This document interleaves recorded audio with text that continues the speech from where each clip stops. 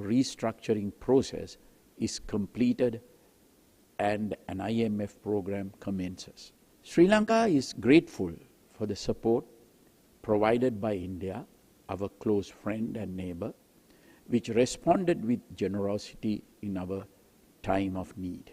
The support extended by our other neighbors and development partners, as well as regional and global institutions, is also deeply appreciated. Japan remains one of Sri Lanka's key development partners, and we hope that the negotiations now underway regarding bridging funds from Japan will conclude soon and support Sri Lanka as we try to stabilize our economy and our nation. I appeal to the other friends of Sri Lanka present here today to also explore the possibility of extending support and solidarity to my country at this very difficult time.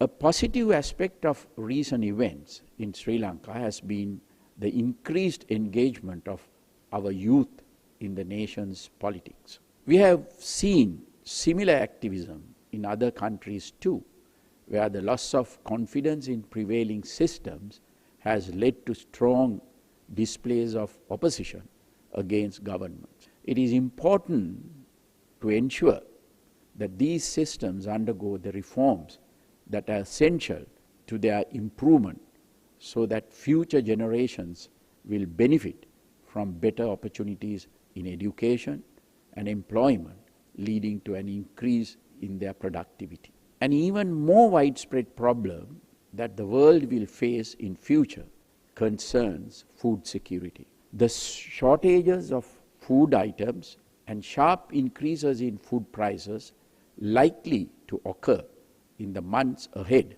will place considerable strain on many countries. It is therefore essential that we pay attention to this crucial problem and prioritize agricultural production locally and improve our resilience in the face of this coming issue. Increased cooperation amongst nations will also be necessary to ensure that we overcome this issue.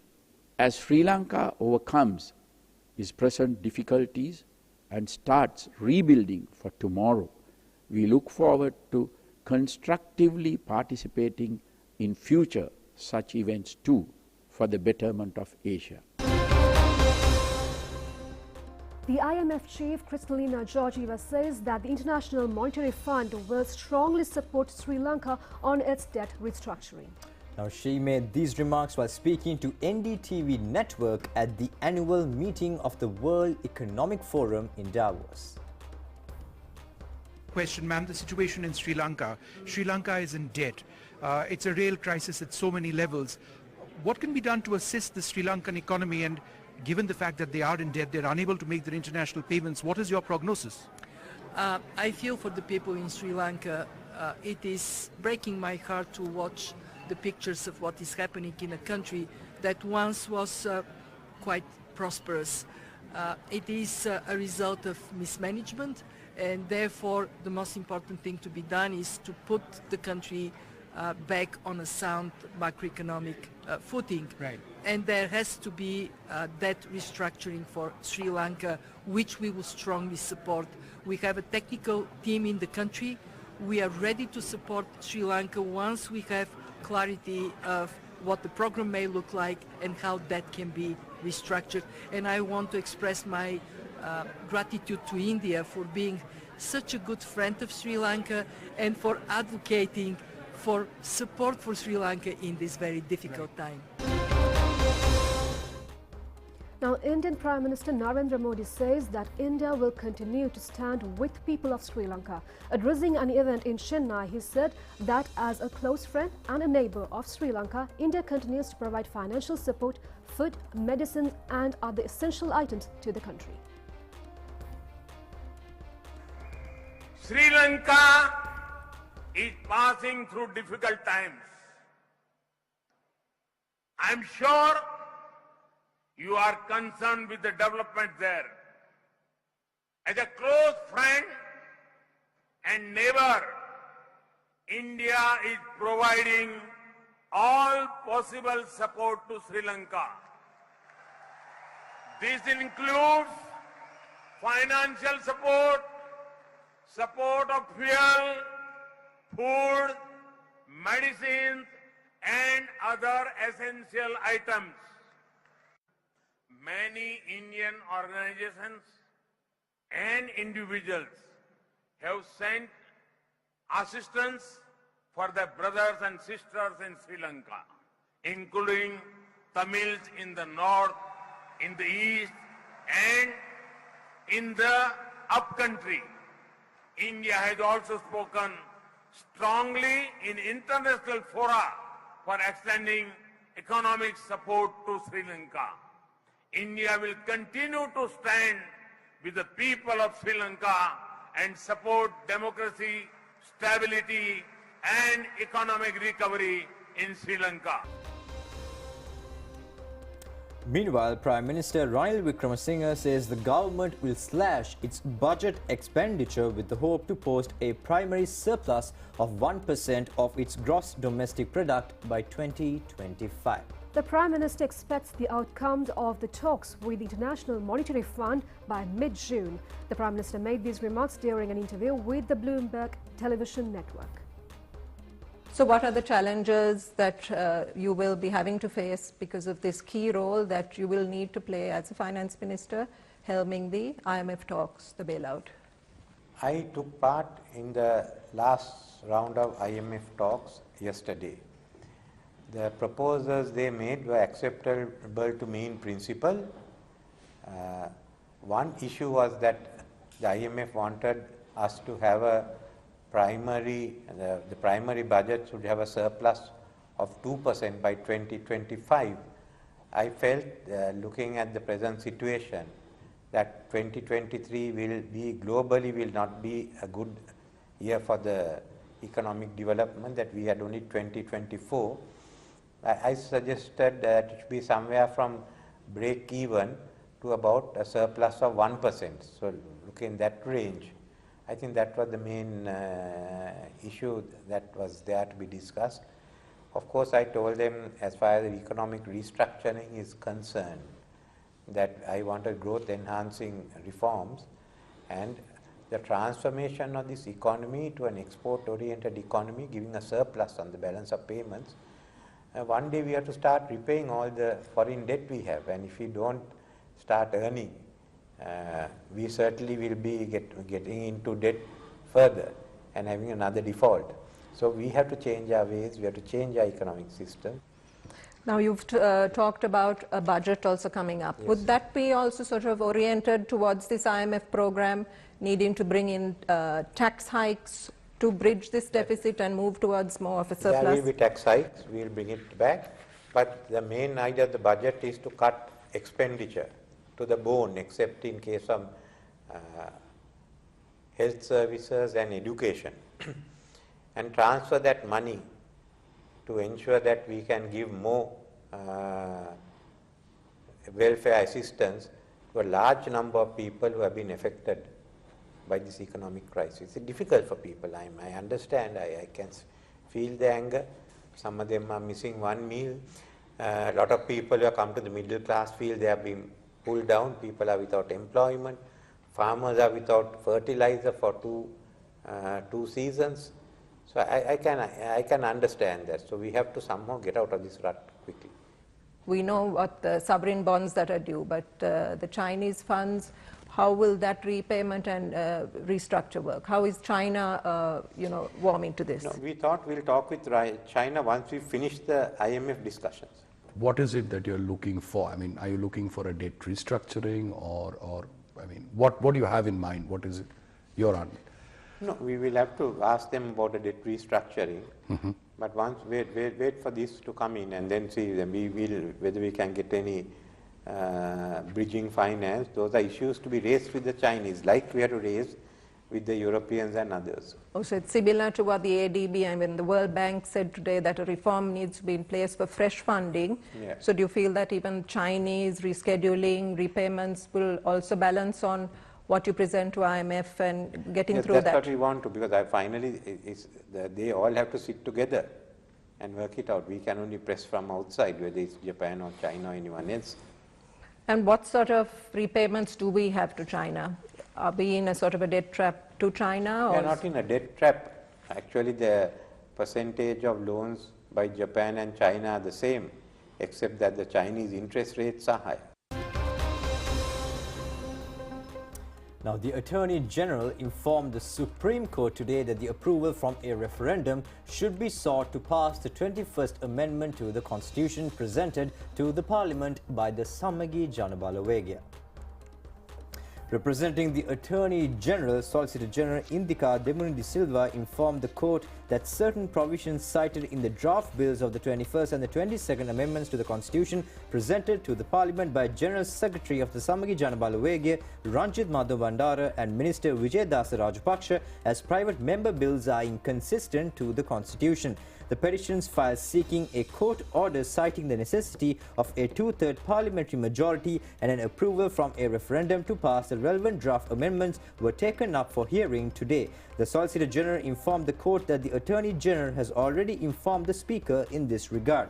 The petitions were taken up for hearing before a three-member Supreme Court judge panel, including Chief Justice Jayanta Jayasuriya, Janak De Silva and Arjuna Obesekara. The attorney representing the petitioner, Colonel Anil Samrasekara, informed the court that the proposed draft amendment empower the Prime Minister with the executive powers vested with the President, which pose a severe danger. The attorney pointed out that in an instance, if a nationalist MP who was not elected by the people becomes the Prime Minister, then such a move would not reflect on the people's mandate, hence violating the sections 3 and 4 of the Constitution in empowering the executive powers of the President to such an individual.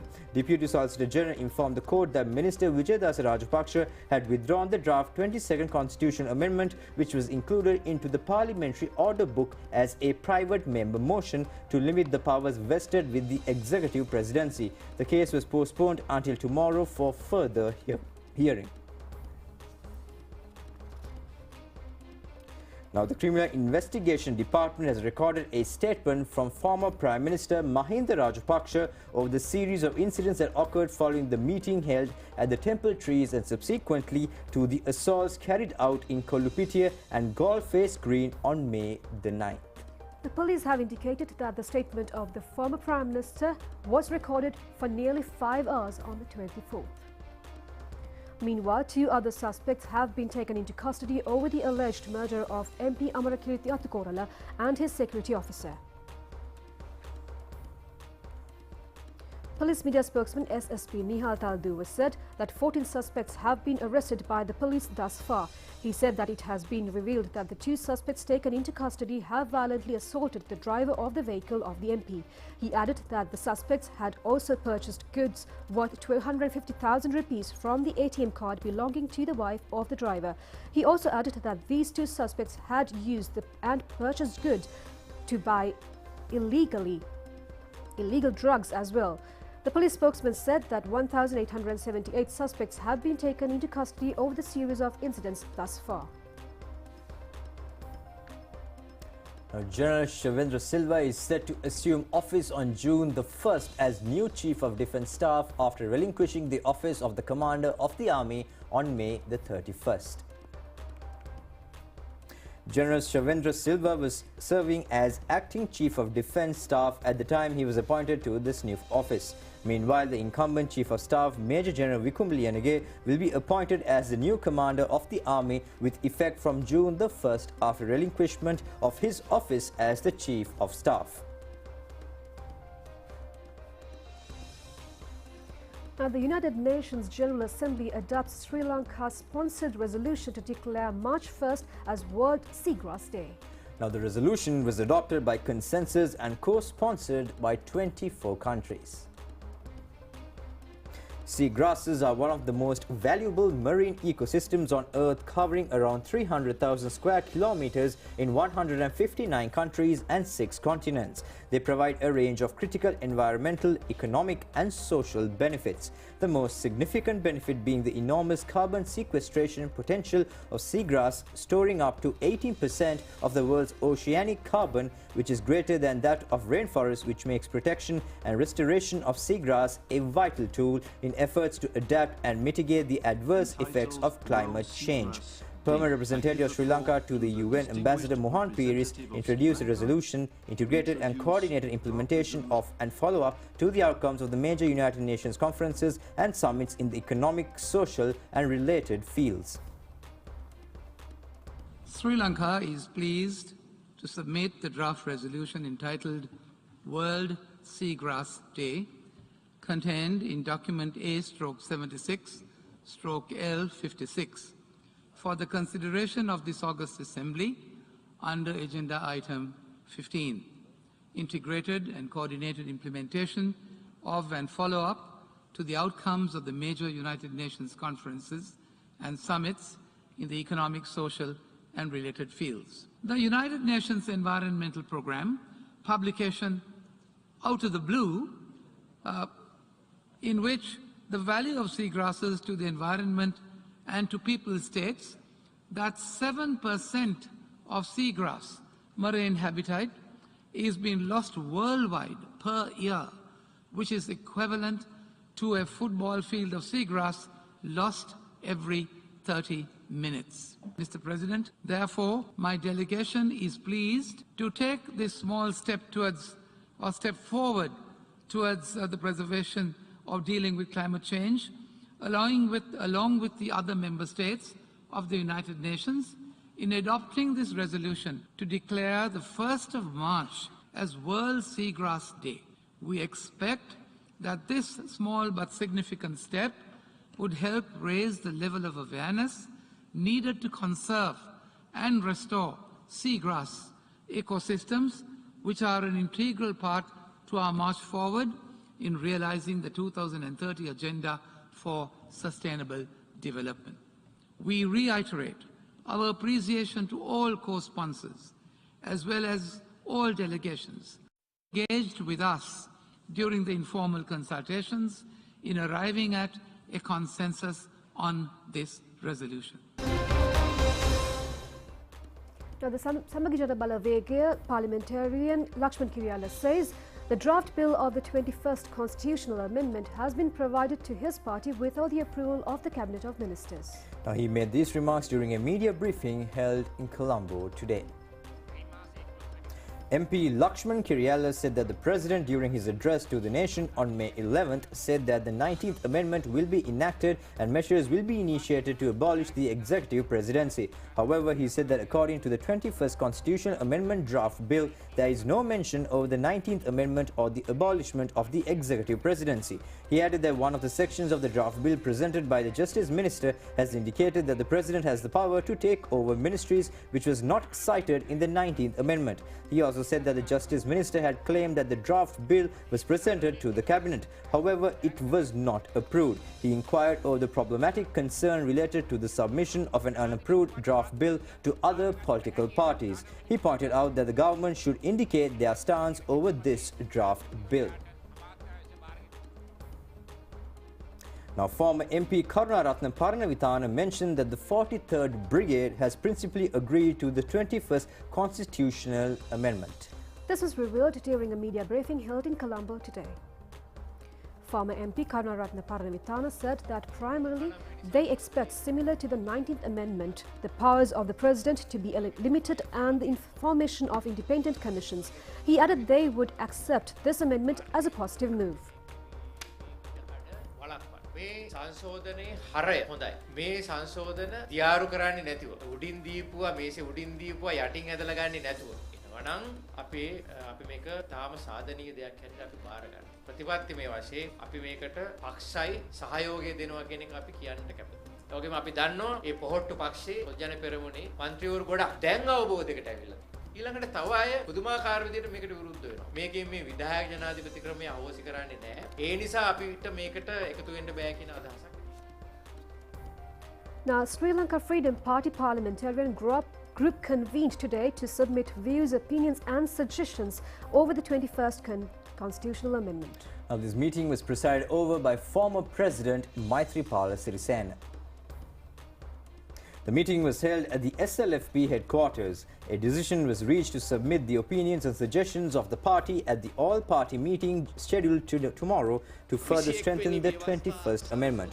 Minister Nima Siripal de Silva said that lengthy discussions were held over the draft bill of the 21st Constitutional Amendment. Accordingly, he said that a decision was reached to agree with the draft bill and many proposals were discussed to further strengthen the amendment. He added that these proposals will be presented at the all-party meeting.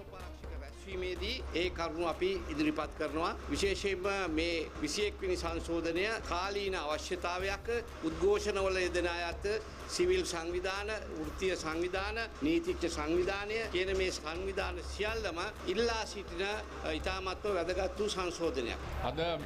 Former President Maithripala Sirisena said that necessary proposals will be presented at the meeting which are to be included in order to pass the amendment.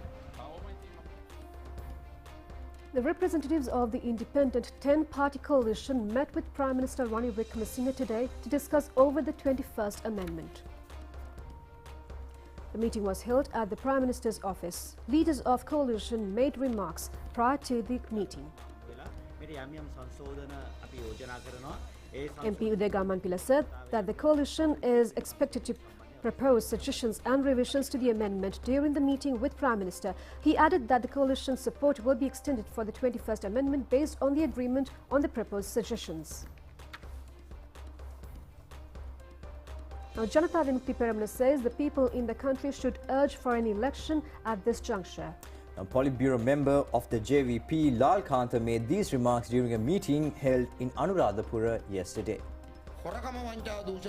Politburo member of the JVP, Lal Kanta, pointed out the importance in forming a fraud and corruption-free governance. Accordingly, he said that the parliament should be dissolved and proceed for an election. He said that the people should urge for an election to ensure political stability in the country.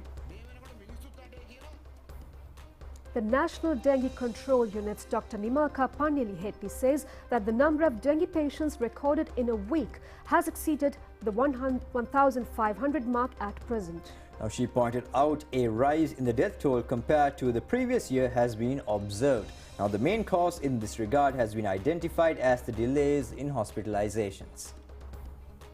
A total of 22,800 dengue patients have been reported in the country thus far. The majority of the patients have been identified from Colombo, Gampaha, Kandy, Gaul, Matara, Jaffna, Trincomalee and the Batticaloa districts. 46% of the patients have been reported from the Western province. The categories 2 and 3 of the dengue virus are detected mostly at present. If an individual shows the signs of the dengue virus, then the National Dengue Control Unit urges public to hospitalize the patient immediately.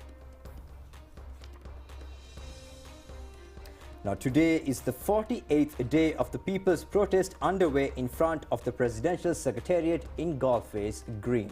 Large crowds from various parts of the country were seen arriving to the protest site last night as well. More crowds were seen at the protest last night engaging in demonstrations. Many programs including theatre, musical, workshops and various activities were organized yesterday and today. The protest in front of the temple trees was underway today for the 14th day. A large crowd of people were also seen at the protest site. The protesters engaged in a protest march to the Prime Minister's office this evening. The crowds dispersed after the police handed over a court order regarding the protest march.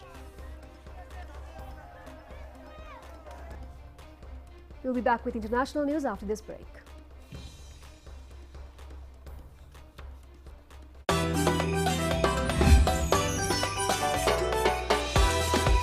හොඳම දේ විශ්වාසයෙන් treat කරන්න.